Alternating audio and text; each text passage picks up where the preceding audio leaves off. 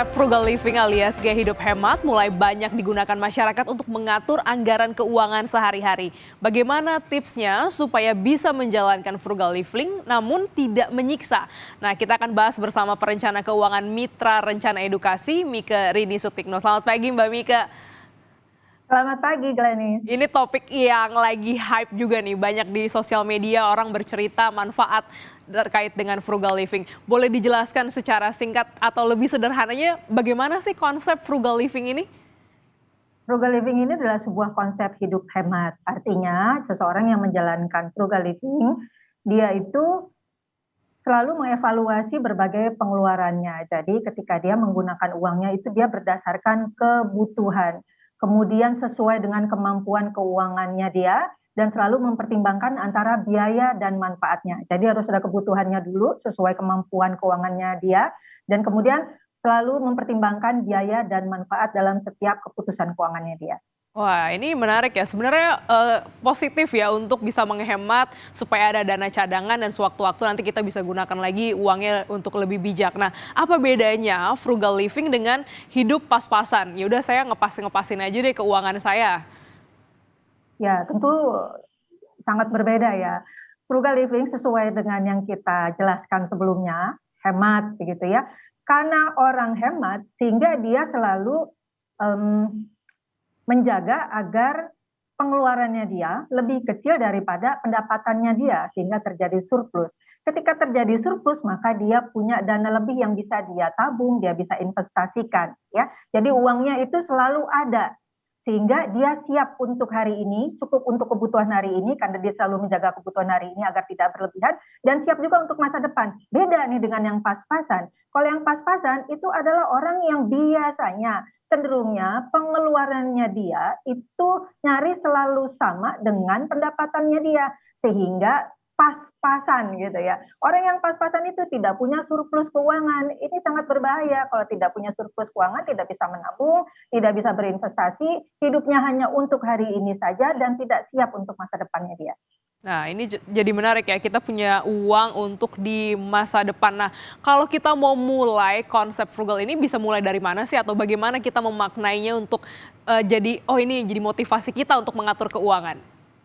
Baik, untuk memaknai konsep frugal living ini, ya, jadi kita harus mampu untuk bisa menggunakan berbagai sumber keuangan kita itu secara bijaksana. Maksudnya adalah sesuai dengan kebutuhan tadi, dengan penjelasan kita di depan, ya. Jadi memprioritaskan kebutuhan dibandingkan keinginan. Kebutuhannya ini juga yang mengarah kepada produktif. Produktif ini hasilnya nanti dari tiap perbuatan keuangan kita itu diharapkan dia bisa membuat kita lebih banyak memiliki aset, lebih banyak membantu kita untuk bisa mengembangkan aset kita agar meningkat nilainya. Kemudian juga membantu kita untuk bisa mendapatkan pendapatan lebih tinggi lagi ya. Jadi berbagai keputusan keuangan kita didorong untuk punya akibat ke sana gitu ya. Nah, kemudian juga untuk memulai konsep frugal living harus mengevaluasi berbagai pengeluaran kita. Nah, ada 4 metode yang bisa saya berikan di sini, ya.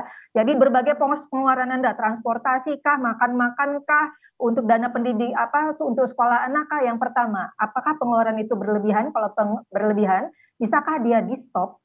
Kalau tidak bisa di-stop, apakah dia bisa dikurangi? Kemudian apakah selain dikurangi mungkin bisa diganti dengan barang atau servis atau layanan yang sama manfaatnya tetapi biayanya lebih murah ya. Kemudian juga kita mesti menjaga berbagai perilaku kita yang mendorong kita untuk konsumtif. Jadi tolong dikurangi berbagai frekuensi kegiatan yang malah membuat kita konsumtif. Nah, itu semua bisa dilakukan dengan kita mencatat keuangan tentu ya Mbak ya. Ini pemasukannya sekian, pengeluarannya sekian, nah ini baru mulai bisa di screening, ini yang bisa diganti, ini yang bisa di stop. Nah, bisa nggak sih konsep frugal living ini dipraktekkan untuk mereka yang masih punya cicilan?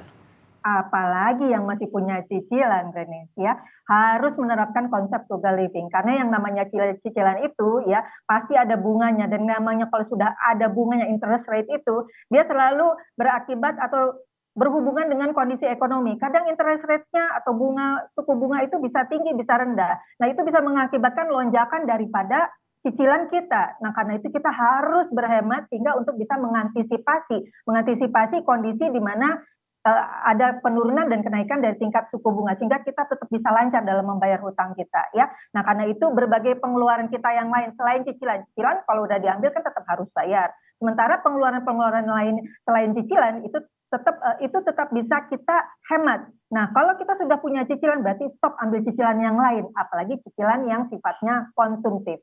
Hal-hal lain seperti misalnya kita mengurangi gaya hidup kita, contoh misalnya nongkrong di kafe atau kita mungkin bawa makan siang sendiri, masak sendiri di rumah, tidak selalu makan keluar, itu akan sangat membantu kita untuk berhemat. Wah, jadi memang kalau untuk yang punya cicilan ini wajib karena juga bisa kembali mengatur, ibarat kata mengencangkan ikat pinggang ya. Jangan banyak jajan dulu sampai cicilannya selesai. Dan pos-pos mana saja nih Mbak Mika yang bisa ditekan? Tadi kan udah disinggung tentang gaya hidup ya, mungkin nongkrong, makan di luar, atau ada pos-pos lain yang bisa kita press supaya kita punya dana lebih untuk disimpan. Ya, untuk penghematan sebenarnya bisa kita lakukan ya di berbagai pos pengeluaran. Sekali lagi, tidak semua pos pengeluaran itu dapat kita hentikan atau stop sama sekali. Tapi ada pos-pos pengeluaran yang sebenarnya bisa kita stop sama sekali ya. Karena mungkin itu malah membuat kita semakin konsumtif ya. Coba Anda evaluasi deh berbagai Anda punya langganan aplikasi misalnya, mungkin tidak semuanya digunakan ya. Kemudian juga Anda mungkin tidak harus punya jadwal liburan gitu ya, misalnya beberapa tahun gitu, beberapa kali dalam 1 tahun mungkin Anda bisa kurangi ya. Kemudian juga untuk misalnya beli baju mungkin tidak harus misalnya setiap kali ada penawaran diskon ya, setiap kali ada, tidak hanya baju sih sebenarnya di berbagai pengeluaran yang sifatnya konsumtif lainnya. Jadi perhatikan untuk pos-pos pengeluaran yang sifatnya konsumtif itu sebenarnya masih sangat bisa Anda, satu, kalau tidak bisa di stop sama sekali, Anda bisa kurangi. Jadi tentu saja yang namanya penghematan itu bisa Anda lakukan di segala pos pengeluaran. Wah, menarik sekali. Ini bisa jadi perenungan di akhir pekan ya, untuk bisa kembali mengatur keuangan. Mungkin yang sudah berkeluarga juga bisa saling diskusi bersama pasangannya untuk bisa menyimpan dana lebih banyak. Terima kasih Mbak Mika Rini Sutikno, perencana keuangan Mitra Rencana Edukasi, telah bergabung dalam Kompas Bisnis pagi hari ini. Terima kasih.